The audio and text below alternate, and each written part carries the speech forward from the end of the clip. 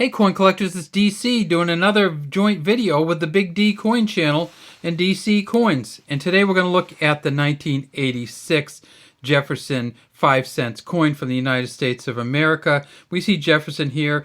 In front of him it says, "In God We Trust." In back of him it says, "Liberty." There is a star there. And let's take a good look at it. It's not a dot, it's a star there between the Liberty and the 1986. And then down here we have a P for the Philadelphia Mint.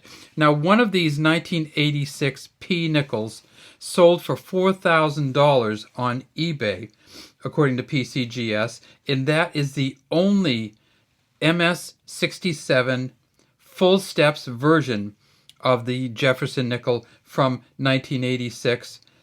Which is a 1986P. There's also been two 1986D full steps versions found, only two, but they're only selling for about $500, $400 to $500. So what's the difference? Well, if you have the one and only, that's where you get the big money. Let's look at what would make this a really valuable coin. First, let's not ignore this down here. And this, of course, there's an F and an S here. That's for Felix Schlag, who was the original engraver of this coin. And when he engraved it in the 1930s,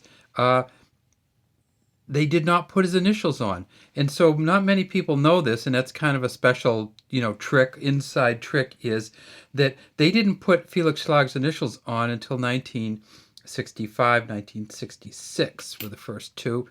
This is a 64, and you see, sometimes people look at these coins before 1965 and they try to find the F and the S on them to determine how good condition they're in. And you will not find one. No FSs before 1965. The FS down here came afterwards. All right, let's turn it over and talk about this full steps thing. Well, it says E Pluribus Unum at the top, says United States of America at the bottom. In the center, there's this building called Monticello, and it says 5 cents underneath it. Monticello, of course, the home mansion, I guess you could call it, of Thomas Jefferson, the writer, like physical writer of the Declaration of Independence.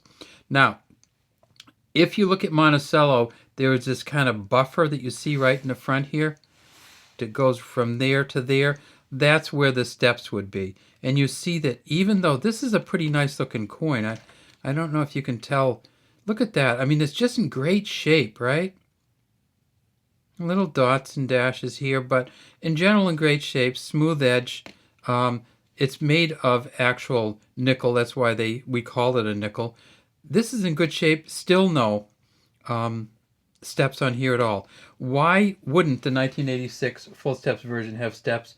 Well, the trick is that they made about $1 billion between the two of these, and the steps on the dies wear out very, very quickly. In other words, after you get a certain number of them done, there just aren't any anymore. I believe that PCGS says there's a few thousand full steps versions out there, but they're not all MS-67, which means not only would it be a full steps, but everything else would be perfect. Let's look at the back of this Denver Mint coin and see if we can see any steps on that one. Not even close. Well, what do the steps look like? Well, if we look to the San Francisco Mint version of the coin, and of course, if you want the San Francisco Mint version of the coin, you're going to have to get the United States proof set. And you see it's in this hard plastic. And there it is. The San Francisco, and you can really see the star in here. That's a funny S, huh? Big old 5 looking S. There's a star there, and you see that they actually sandblasted almost on here. And look at that, how Jefferson pops out, how the FS pops out, the letters pop out. This is almost how good you'd have to have the coin, other than when you get a regular circulating coin, they don't do this different buffing on the Jefferson. So Jefferson will be just as shiny, or not quite as shiny as this, but they won't be buffed up. So what do the full steps look like on the back? Well, let's take a look. I'm going to put it a little sideways because it's easier to do it. All right, there we go. That's what the steps look like. So see how you can actually count the steps down? This is a very, very good version. Unfortunately, They don't really value the full steps as much when you have a proof set because they know it's never been worn down and it's actually been struck with a different die. So it's much cleaner here. So you see, you take it in 3 sections, and you see, can you see the step going across all the way across for each and every one? And in this one, you really can. That's what you need to do and to find on a 1986P, and you can see why any kind of wear at all or any kind of rubbing against another coin could mess those steps up. The same thing, Monticello's kind of pops off because that's kind of buffed at a different level. But this coin here, the San Francisco Mint version, is worth $3 to $5.